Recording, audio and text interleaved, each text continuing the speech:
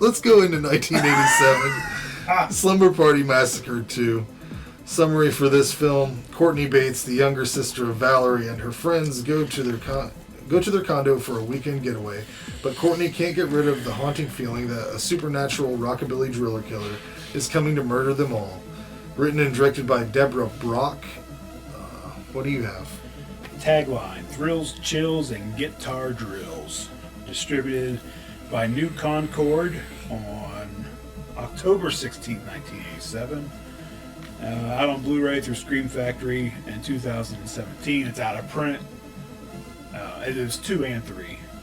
Anyway, people are starting to want more money than I was willing to pay. I've never seen 2, and I still haven't saw 3. So I really hope that 3 carries on this tone, because I liked this movie. I don't think it's the same tone. Cast highlight for this film: Crystal Bernard. You'll remember her from Wings. She played Helen, and she looks good in this movie. They all look good in this movie. Yeah, that's true. Well, one of them's a Playboy playmate. Yeah. She was actually She was in Playboy. I heard someone commented she's the only one in this movie that doesn't show her tits. Yeah, she had a contract. She's the one you want to see. Yeah, she has a. Am I black? Oh God, he's gone. He's gone. Come back. There he is. Okay. Anyways, a little trivia here. There's a lot of homages in this movie. You got your police officers Kruger and Voorhees. Courtney's last name is Bates. The neighbors from the original have been renamed the Cravens instead of the Devereaux. One of the main characters is named Sally Burns because of Marilyn Burns, who played Sally on Texas Chainsaw Massacre. Here's another little funny thing. There's one girl that wears cut-off jean shorts. She noticed that her shorts kept getting shorter every day when they were shooting. It was because the costumer would pull threads out every night, little by little. You can notice it if you pay attention. You can notice it. Huh. The intro to this movie is awesome. Then there's this band practice scene. I don't know about you, but it felt like a scene from Saved by the Bell, but not as good as the Zack Attack. So you got that. This group of girls is driving upstate to a condo to practice. They're in a band. They're in a band. They have a guitar cabinet tied to the top of a fucking station wagon. And it'll make it. I want that scene. I want to see them. Palmer. Josh Palmer. How are you? Who knows it? On the live. Who knows it? Are we sideways? Am I sideways? Can you see me? Can't see you anymore, Frank. No, Coming up my notifications. Put some Band-Aids on him. Essentially, Crystal Bernard's character is hallucinating through this whole fucking movie. She keeps thinking there's this rockabilly guy. First of all, the guy from the first movie was like, I remember him being like, kind of like the guy that would be your dad's friend that your mom hated. And he wore a jean jacket. And that was it. And he was kind of boring, and the coolest thing about him was he used that big drill. This guy is fucking completely different. He's like a rockabilly, he's got the most elaborate kill tool I've ever seen in my life. Giant guitar with a drill on it.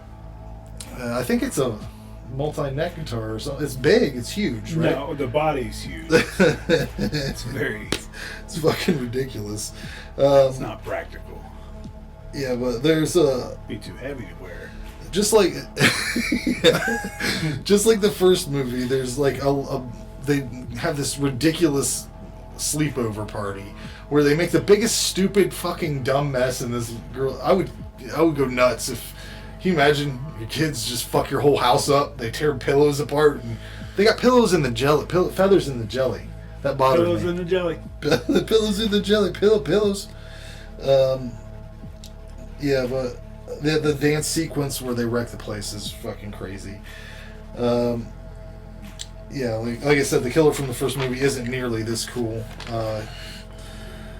they find this blow up doll, and it's already blown up, and they have no problem just fucking around with it. And I'm thinking the whole time that thing's probably there's a good chance it's got comes in it. You know, it's probably got a few comes. It's probably that girl's brother was probably coming in that thing. Oh man. Whenever there's a scene where Crystal Bernard hallucinates that there's a hand in her hamburger, that made me laugh because they edited it and it looked like the guy was playing pranks on her, this rockabilly dude. I was laughing my ass off through this whole thing, especially if there's a character named TJ. He could improve almost any movie, I think. Just his delivery. I don't know if he's in Slaughterhouse. So I think he's one of the kids that gets killed at the beginning, but he's in Pumpkinhead too. His name is Joel Hoffman, so check him out on the IMDb. I thought this movie was fun. I loved how they took this really pedestrian killer from the first movie and turned him into like a rockabilly guy that has Freddy Krueger powers, evidently.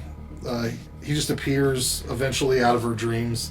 I could have done without the big musical number that they had, but it kind of gave it a Tim Burton feel. I gave this a 9 out of 10. I liked it a lot. Oh. Yeah. Oh. Yeah, so 80s comedy musical slasher. I never heard good things about this, so I always stopped at the first one. I figured if the second one's that bad, you know the third one's not going to be any better, so I always stopped at one. It's fun, it's entertaining, it's silly, it's crazy, and it works on many different levels. It does have a strong nightmare feel to it, like him being in the dreams and some of the colors coming out of the dreams. Yeah. The Officer Krueger, the acting is what it is. It fits the tone of the movie. But yeah, good music, good color lighting. There's fog. The kills are good in it. There's not really much gore, but there's another disgusting pus scene. Yeah. I hate pus. And I don't even like to say it. Cool weapon. I like the guitar drill. One complaint is it's slow. It starts to pick up at the 50-minute mark, but it's not a deal breaker because so many other things are working on this. Like I said, there's many levels to this movie. I gave it an 8. Hey, that's certified. I recommend both the first and the second. So what the third has to go. I mean, it might have something special here, and I don't even know. I'll tell you why I think it's so good. There are several moments where I was like, I hate what's happening right now, and it's every time that the girls' band plays. I hate all of that, and I really hate when they intercut the people just banging on the drums and stuff. Yeah. That sucked. Yeah. But everything else makes up for it. So.